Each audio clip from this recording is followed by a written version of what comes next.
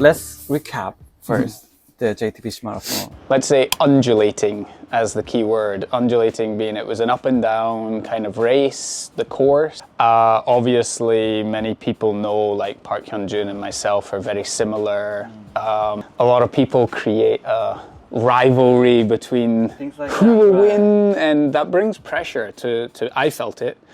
But the funny thing was, Park Hyunjun was the same hotel as me. Yeah, I saw that.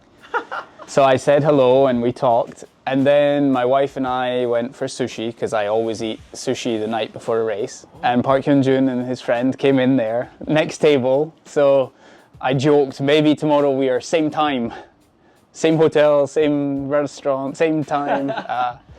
But yeah, it was a pressure start, Hyunjun and I together. And then on the first big hill, I decided to make a little bit of a move. And from there, I felt really good until about 35 kilometers. The heat started to affect me, and I couldn't take my last gel. I just didn't want it. So the last few kilometers, I think my pace slowed down, 20 seconds, 30 seconds over 5K. But overall, I was delighted to obviously win the race and perform quite well. So the ultimate goal this time was like 2:23. Personally, I was thinking, can I get a 2:23 again? I thought with the course, because it's not easy, and the weather is on the bridges of Seoul, the wind can really affect you. It can be tough. So I thought with Hyunjun as well, I thought 2:24 would win it. So I trained for about a 2:23, 2:24. How was the preparation? Because this summer was really hot. Yeah. Of course. Yeah. I mean, for everybody, it's hard. You have to deal with that. June is a very busy month at university because that's final test week. So I'm really busy in June. So I just kind of relaxed in June. Really not much training at all. And from July 1st, that was the day that I started for JTBC. The first month is all about base mileage for me. So it's no pressure on running fast. Just get a base foundation. So I built up slowly, a few weeks at 130 and then a few weeks at 160. And then I did a 10K race with, again, like Hyunjun, Bogon. There was quite a lot of races. I remember the start line, like, wow, this is going to be a tough race, 10K in Daejeon. And that was just a kind of, where is my fitness? That was my first point of checking. So I ran quite well on a really hot day, 32 something. So I thought, right, my fitness is good. Don't try to do too much. Just remain. Yeah, keep this. Because last year, I went back to the UK and my hometown is very hilly. It's really hilly. So I really did something bad to my Achilles. It popped on me. So I knew something serious had happened. So that was in my mind of don't do too much too soon. Just let's maintain this, and then when it gets a bit cooler, I can start to increase the pace and things. So yeah, when I but September was also really hot. Yeah. So when is fall coming? I kept wondering. But again, every runner is in the same position, so it's okay. Just relax and do what you can do. Don't stress. It's better to be doing like B workouts than A+ workouts, and then you get injured. So do 10 B+ workouts rather than 1 or 2 A workouts, and it's going to be better in the long run. Don't always try to hit A+ sessions, because I try to hope that's your race day.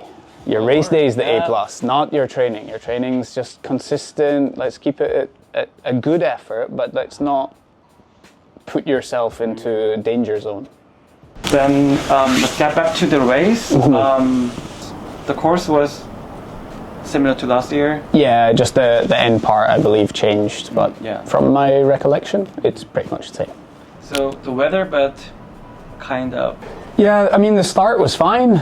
Once I got to the half, that felt okay. But then once I hit the Jamshil Bridge, I could feel, there was no buildings. I could just feel the sun on me and thought, ooh, this is getting warm now. So I would say for me, about the last 12 kilometers or so was, okay, be careful. So actually I'm lucky because the elite drink table, there's always bottles of water just after it. So every time I would just take and pour the whole thing over my head just to cool down. So that was kind of my solution to try to deal with the heat. But I could feel it in myself. I was starting to sweat a lot more, and yeah, taking on nutrition was becoming a little more difficult. And what's the difference from the last year? Because, I mean, it was kind of funny to see the year before. Yeah. Like 2022, you won. Yeah. And then Hyunjun won last year. Yeah. And then you conquer again. Yeah. What's the difference then, like year by year? First of all, let's just say that the marathon is such a wonderful event because you can train so well for 3 months, and on race day you need everything to be perfect. So clearly Hyunjun's had a difficult day, and I've had difficult days, and every runner's had a difficult day. It happens to everyone. Yeah. Kipchoge, Olympics, he had a difficult day. So it's you need everything to go your way. In that, and I think last year I came off an injury. I overtrained to catch up because I knew, and it's not just Hyunjun these days. Actually, I think there's about 10 runners that are getting very similar category of time. So Here, I'll say. and I'm sure Hyunjun's not just looking at me. He's also looking at, there's 5 or 6 guys now that we're all very close.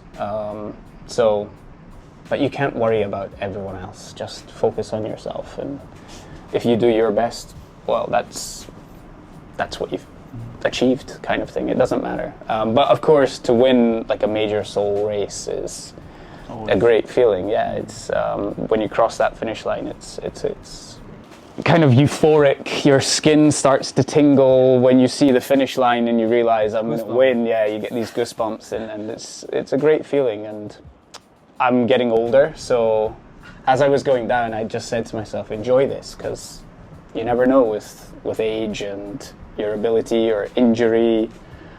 One day it's not gonna. Bad. That's it. I mean, my sushi, if it's not good fish, you can have stomach cramps and pains and your day is over. Or Bogon's eating cream bread and going to the bathroom. Yeah, it's anything. Small little mistakes could affect the result.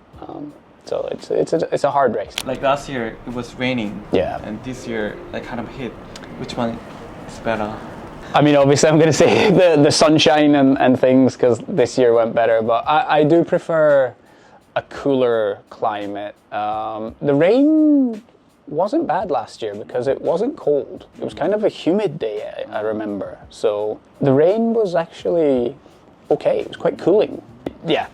2023, Hyunjun had a great race. He deserved to win, and that motivated me to then come back this year and obviously try to improve myself. So that's the beauty of competition and sport. Like you, when you lose, it means more because you will come back stronger.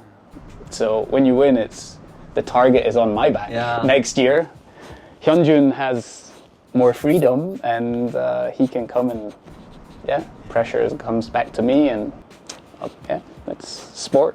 I see you're enjoying it.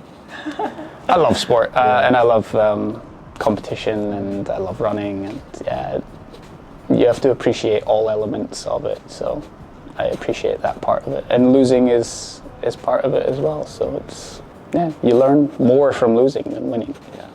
The day before preparation, like I mean, to me, I try to wake up early, like try to get accustomed to, and also I do some kind of like shakeout run, or like to be relaxed, or wondering what's your similar to your style. I think routine is just important as well. So I'm an early bird type person. I always wake up early, so that generally races are very early morning starts, so I'm always in that routine anyway. But for the Saturday, I went and met my team members, just my Jeonju team that you met today.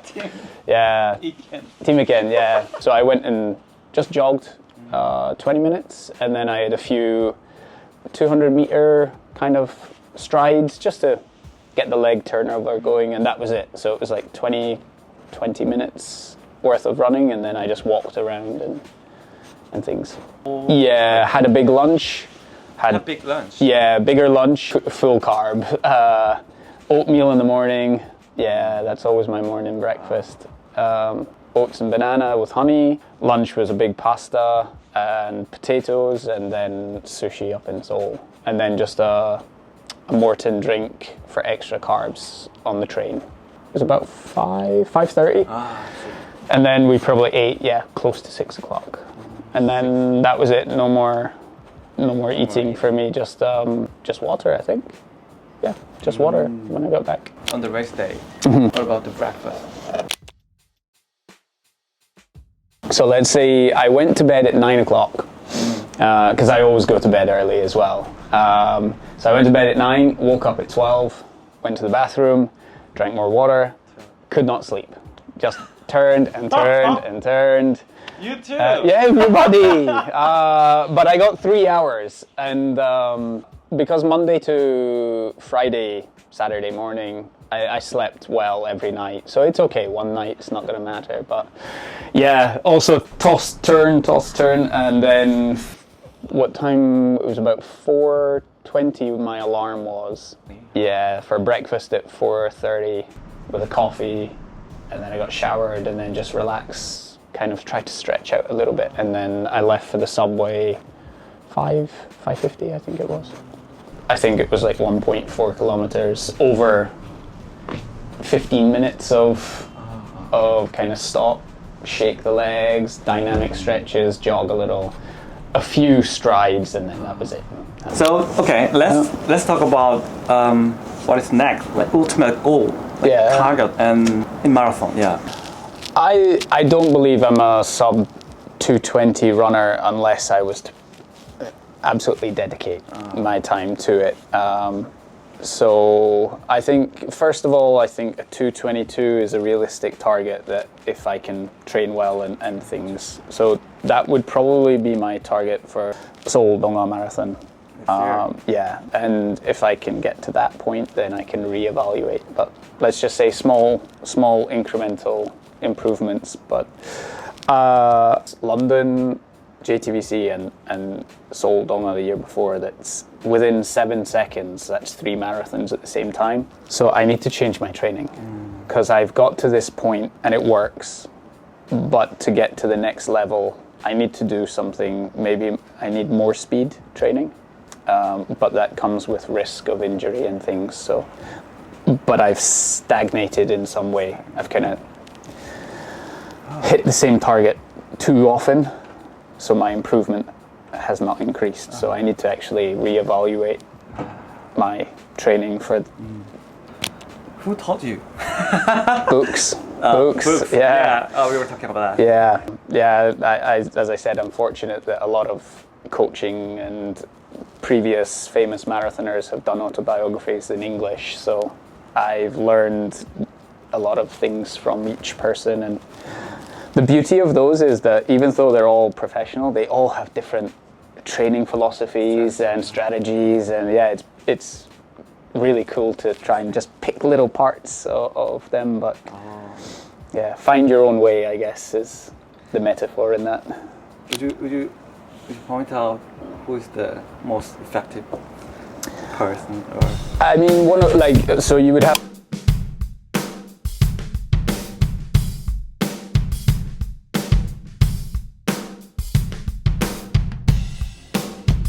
So weekly